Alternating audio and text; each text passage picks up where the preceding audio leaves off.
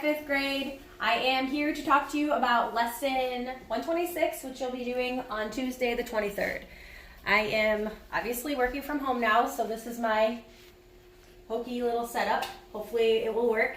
And today we're going to review real quick about dividing fractions, whole numbers by fractions, and then we're going to talk about dividing fractions by fractions, which is going to be easy. So first things first, just a little reminder. When you have a whole number, first step is to put it over 1. Second step is to change to multiplication. Third step is to invert or flip your second fraction, 2 over 1. If there was any cross canceling, we would do that.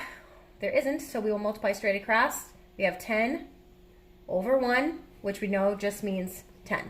So that kind of makes sense if you think about it. 5 divided by 1/2 is 10, or how many times would halves fit inside of 5? Well, 10 times.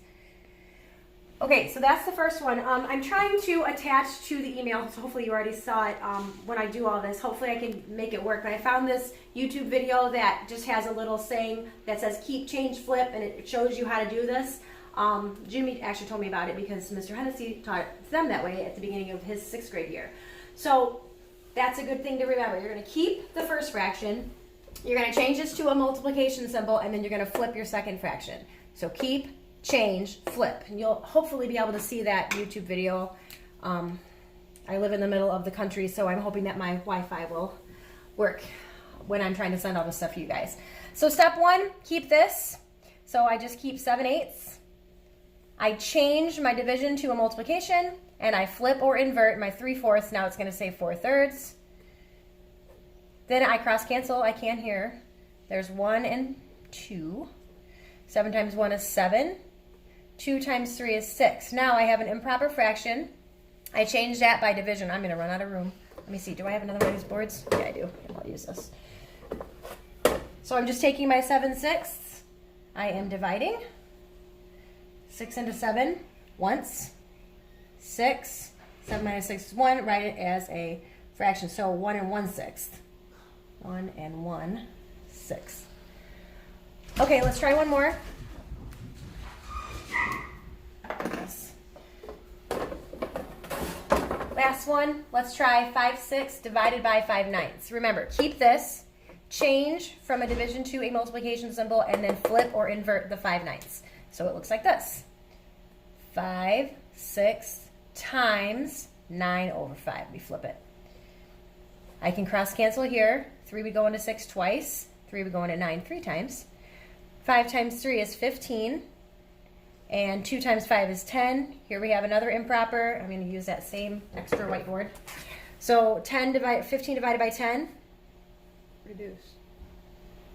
Yeah, I will reduce in a second. 10 into 15 once. 10 times 1 is, I'm running out of room on here too. I need to write smaller. Okay, 5. And then we write 5/10, which you know is going to reduce to 1/2. I'm going all over the place here. Hopefully you can follow all this craziness. So 1 and 1/2. 1 and 1/2.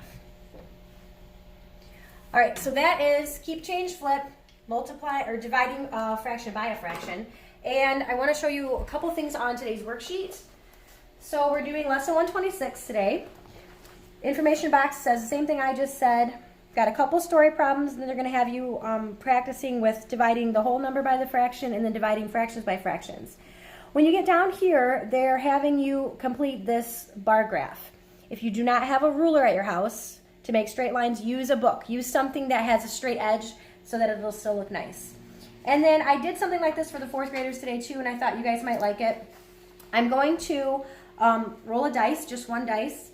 And however many are on the dice, that's how many you can cross off the back. You don't have to do them. But you can't cross this off. I want you to go ahead and do this line graph. This is plotting points and connecting the dots, which I want you to use a ruler or a book or something that's got a flat edge.